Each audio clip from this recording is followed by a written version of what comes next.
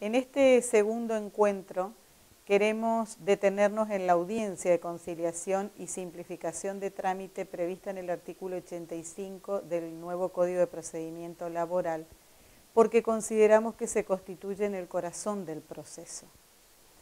En principio hay que decir que es una audiencia que solo está pensada para el proceso ordinario laboral, para el proceso de baja cuantía y para el proceso laboral por accidente de trabajo o enfermedades profesionales. Es decir, que es una audiencia que está excluida de todos los procesos de conocimiento que sean especiales, como ser el desalojo, el pago por consignación, el abreviado laboral, el abreviado por accidente de trabajo o enfermedad profesional y el juicio sumarísimo. Decimos que se constituye en el corazón del proceso porque es el punto de inflexión, en el sentido de que de las resultas de esta audiencia puede depender la finalización del proceso o su continuidad, según se llegue o no a una conciliación. En este último supuesto, que no se llega a una conciliación y el proceso continúe, entra todo lo que digamos, a regir todo lo que refiera a la simplificación del trámite para la etapa probatoria. Ustedes podrán decir de que una audiencia similar ya existía en el Código de Procedimiento Laboral derogado, en el artículo 67, y que no tuvo éxito en la práctica. De hecho, pasó a constituirse en un paso burocrático más dentro de todo el trámite procesal al que no le daban importancia ni los abogados ni los magistrados. Creo que al respecto hay que hacer un mea culpa, en el sentido que no se le dio el impulso, ni se tomó conciencia de su dimensión, ni de las posibilidades que esto podía representar procesalmente. Pero también se consideró en la comisión reformadora que había un elemento objetivo en la vieja norma que impedía o obstaculizaba el éxito de la audiencia en su fin primordial, que era la conciliación. Y ese elemento objetivo estaba constituido por el hecho de que solamente no era obligatorio que las partes concurriesen a la audiencia, podían hacerlo solamente los abogados. Es decir, se excluía de la audiencia o se permitía o se habilitaba la exclusión de la audiencia de las partes realmente interesadas, que eran el trabajador actor y el empleador demandado. La audiencia del 85 pone énfasis en la obligatoriedad de la concurrencia a la audiencia de las partes con asistencia letrada, pero son las partes las principales protagonistas de esta audiencia, a punto tal de que la norma exige una doble notificación de la audiencia. La audiencia debe ser notificada tanto en el domicilio constituido como en el domicilio real de cada una de las partes. Y refuerza la obligatoriedad imponiendo unas sanciones severas al incompareciente a través de una multa que oscila entre un salario mínimo vital y móvil y 5 salarios mínimos vitales y móviles. Hasta julio del 2014, ese salario mínimo vital y móvil está fijado en 3.600 pesos. Esto significa que las multas, según la circunstancia de la causa que va a tener en cuenta el juez para fijar el monto, puede oscilar entre 3.600 y 18.000 pesos, lo que no es poca cosa. La obligatoriedad a la concurrencia de la audiencia también está determinada por su conveniencia. A las partes les conviene concurrir a la audiencia, porque la ausencia de una de ellas o de ambas no impide la realización del acto y tampoco exime al abogado de concurrir a la misma, ya que probablemente la falta de digamos, concurrencia de una de las partes o de ambas impida el fin primordial, que es la conciliación, pero se sigue todo el paso siguiente, que es el de la simplificación del trámite para la etapa probatoria.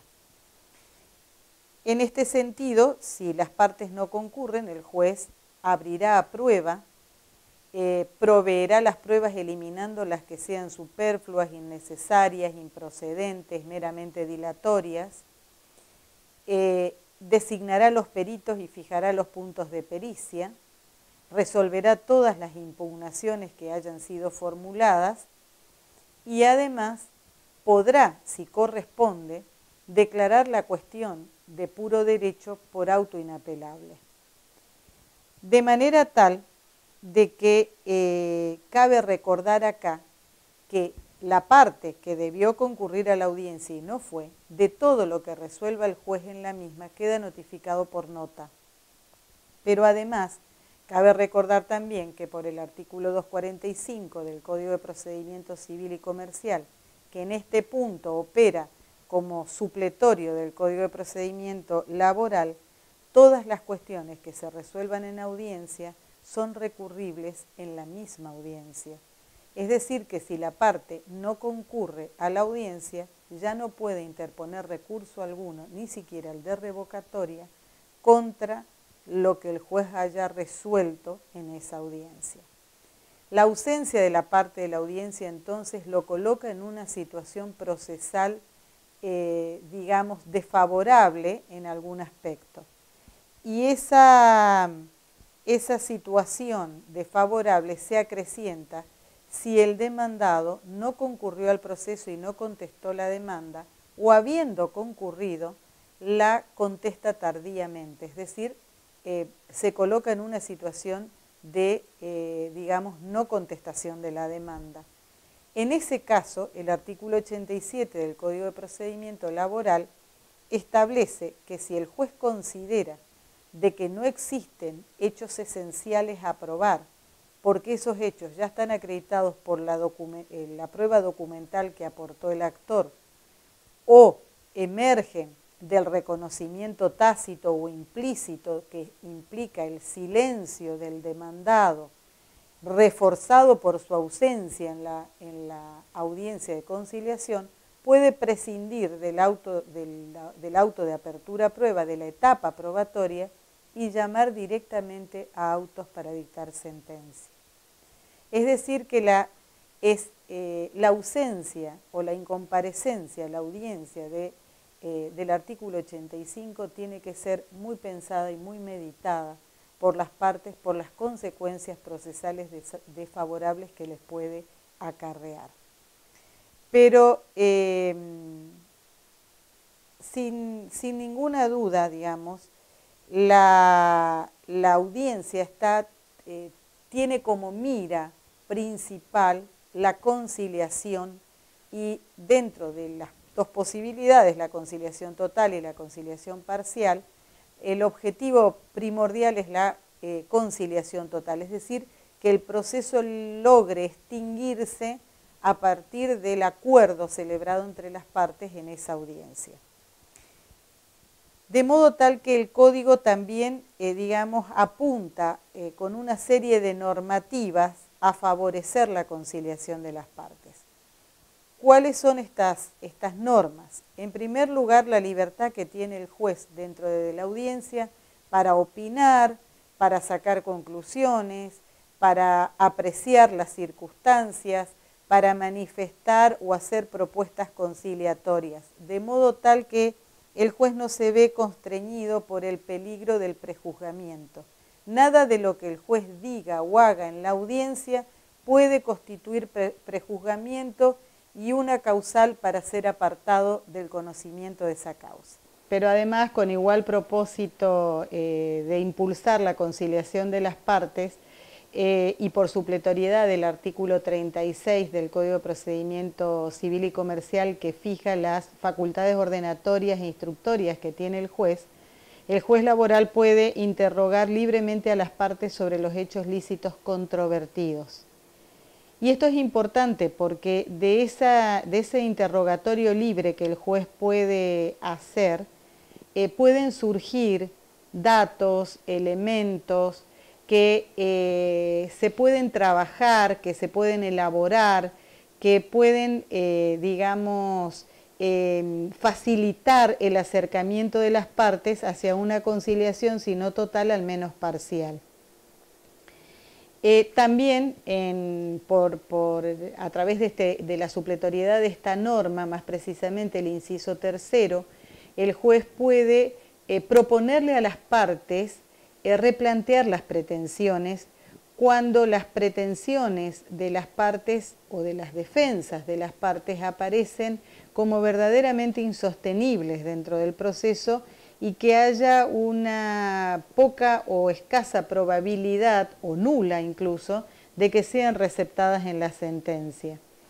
Esto no significa violar el artículo 12 de la Ley de Contrato de Trabajo, que sienta el principio de irrenunciabilidad de los derechos laborales, porque el derecho que esgrime el trabajador en este caso es litigioso y los derechos laborales ciertos son los que son irrenunciables.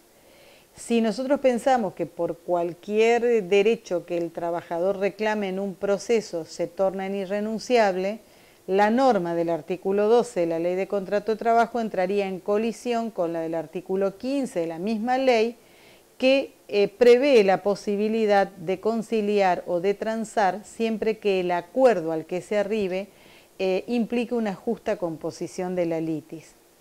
También como propósito para arribar, o como digamos estímulo para arribar a la conciliación, se tiene de que las partes, la audiencia no se suspende por ningún motivo, salvo que las partes lo pidan de común acuerdo. Y esta decisión de las partes tomada de común acuerdo debe ser comunicada al juez con 24 horas de antelación a la fecha de la audiencia. Quiero hacer hincapié en el requisito de que el pedido sea de común acuerdo, y esto tiene dos propósitos.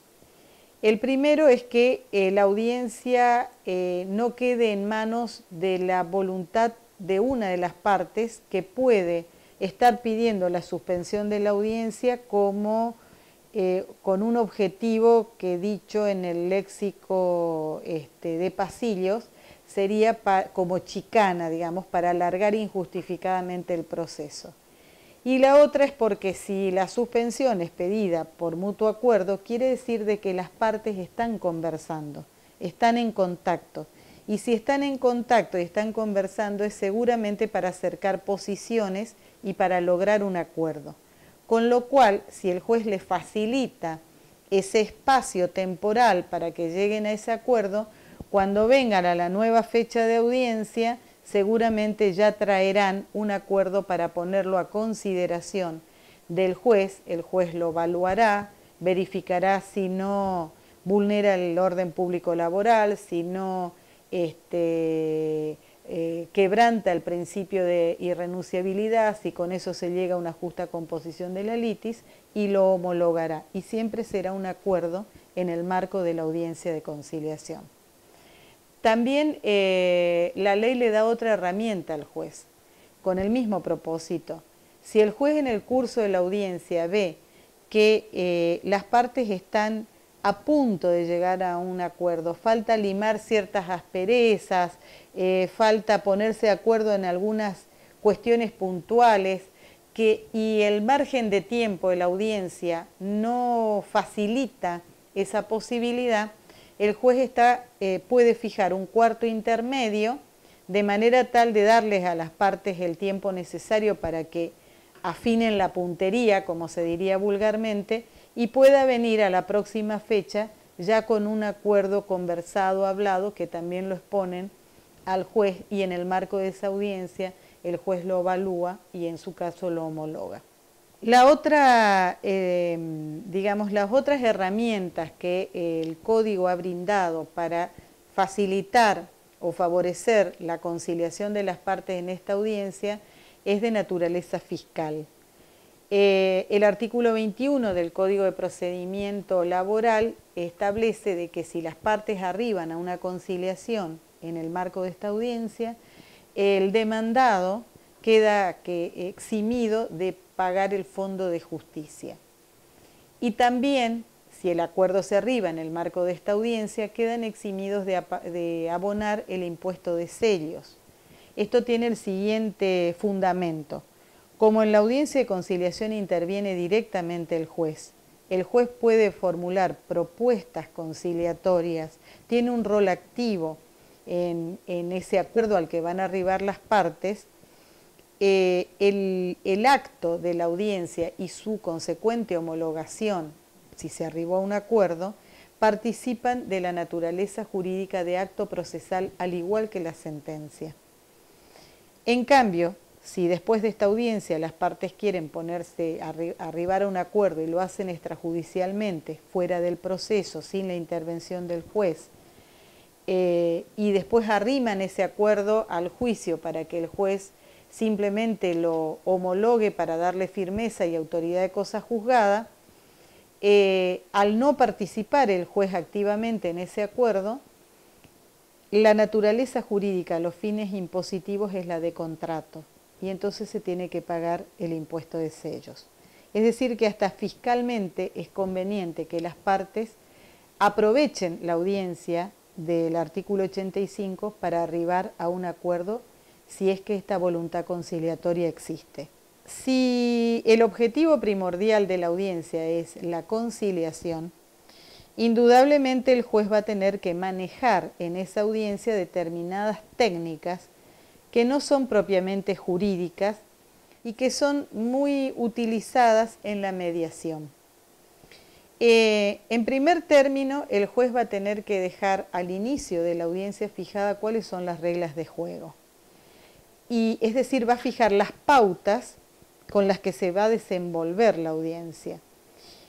Y una de las pautas principales es el orden en que las partes irán hablando y se irán expresando y dirán sus motivos, sus pareceres, todo aquello que quieran manifestar delante del juez.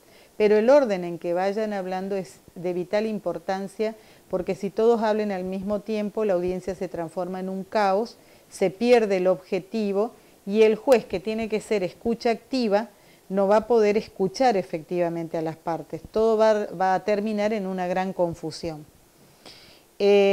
Una regla para eso es que las partes pidan permiso al juez para hablar. Es decir, si está hablando una parte y hay otra que quiere acotar algo, tiene que pedir al juez si le permite interrumpir o le va a dar la palabra después que el otro termine de hablar. El orden de la audiencia es de vital importancia.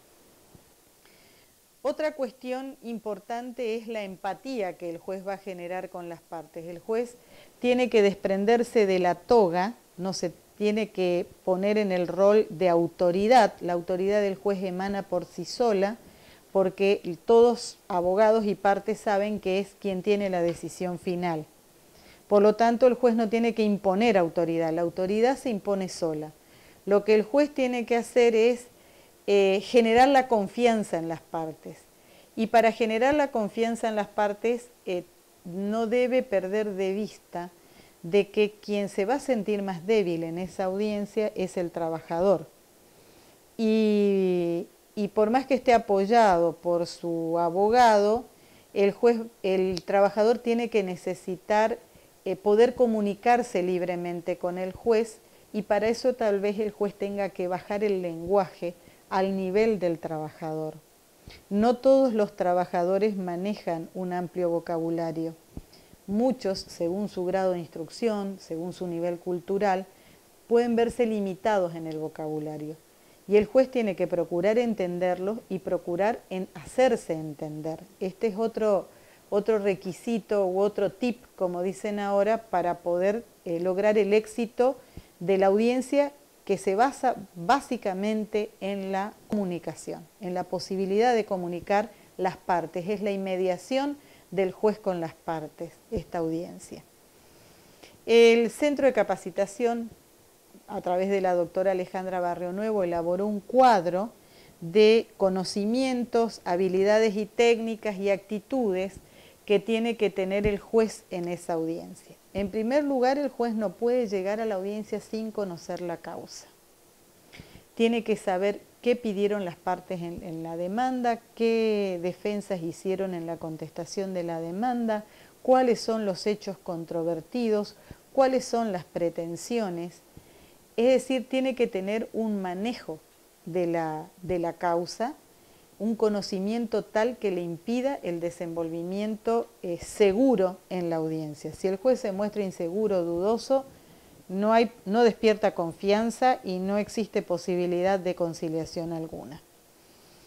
El juez también tiene que conocer tiene que tener visión de los criterios de cuantificación que existen en la jurisprudencia local en relación a las pretensiones deducidas por el actor y de los montos que pide. Solamente va a poder pedir un replanteo de las pretensiones en relación a los montos si tiene en claro hacia dónde va la jurisprudencia local en ese punto.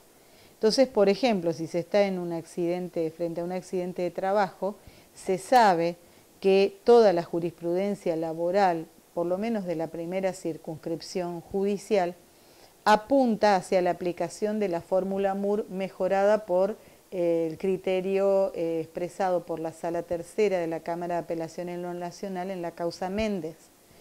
Si el juez sacó los cálculos en base a esa fórmula antes de ir a la audiencia, va a poder determinar con propiedad cuáles son los montos viables en juego y va a poder pedir a las partes que reformulen o ajusten sus pretensiones a esos montos de manera de que sin duda va a bajar considerablemente a los pedidos en la demanda, porque se sabe de que existe en la demanda normalmente se abultan los montos y a lo mejor eso facilita la conciliación.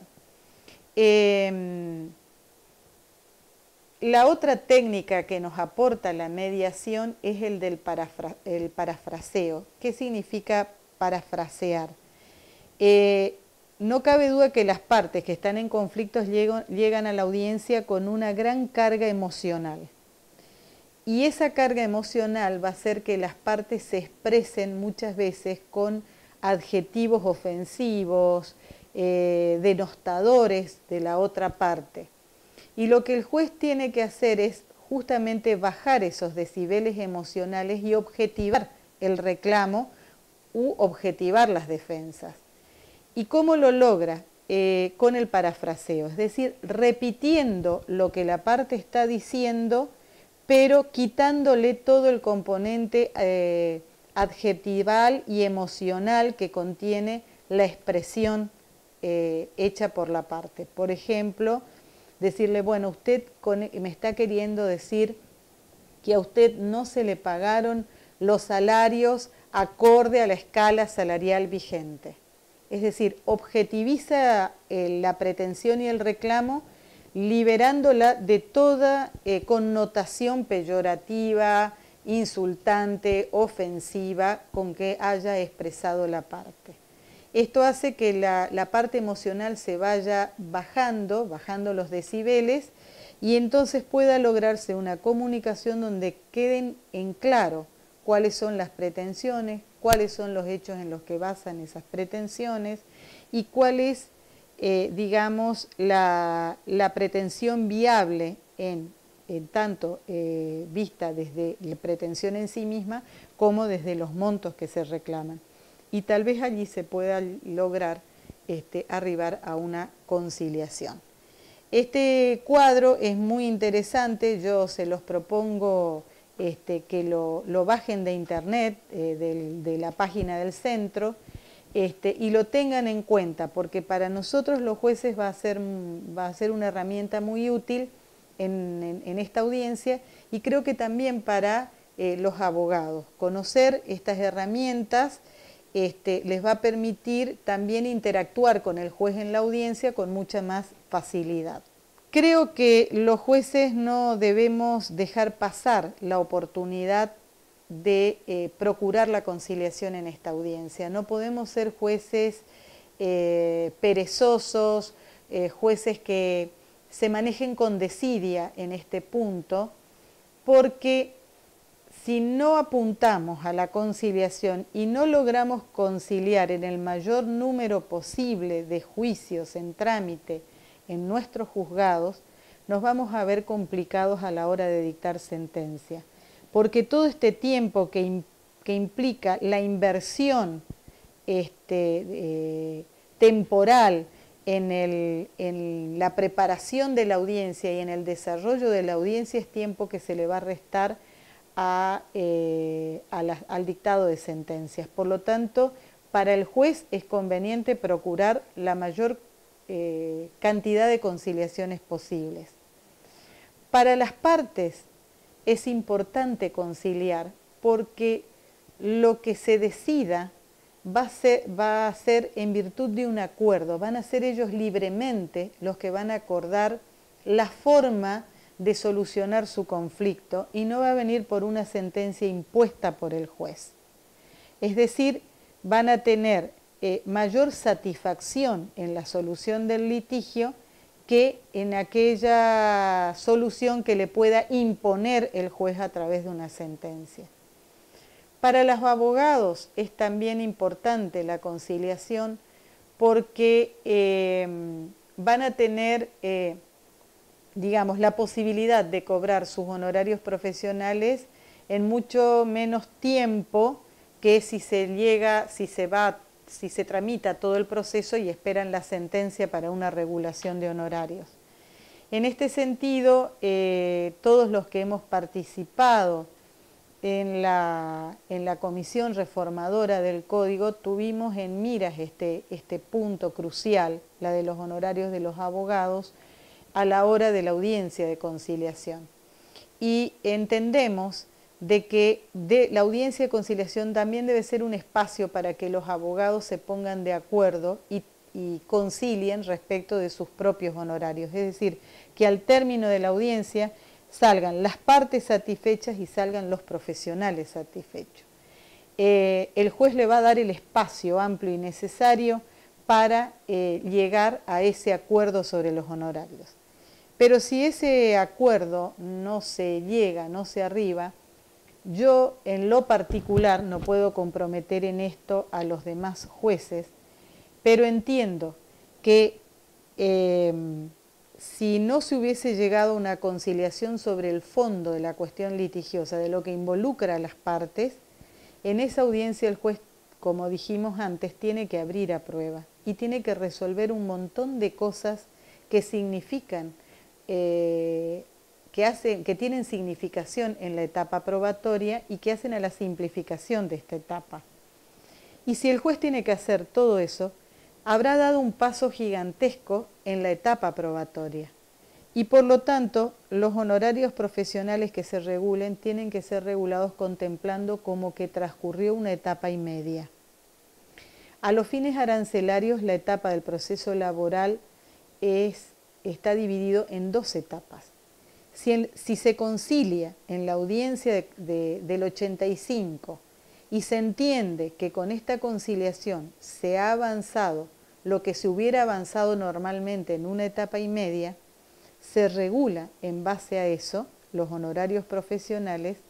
Cabe pensar, ¿conviene prolongar el proceso 2 años para conseguir honorarios por media etapa más? ¿O conciliamos, favorecemos la conciliación en este momento si lo que vamos a resignar es solamente el arancel que corresponde a media etapa? Creo que esto servirá también de estímulo para los abogados. Y en este sentido, cabe reflexionar que ni la pereza del juez, ni la especulación del abogado de continuar con el proceso para obtener más honorarios puede ser un obstáculo para lo que hoy una sociedad tan conflictiva como la de hoy nos demanda, que es la justicia pronta, la justicia rápida, la justicia efectiva, la que llegue en tiempo oportuno y que satisfaga a los verdaderos interesados, que son las partes, el trabajador y el empleador.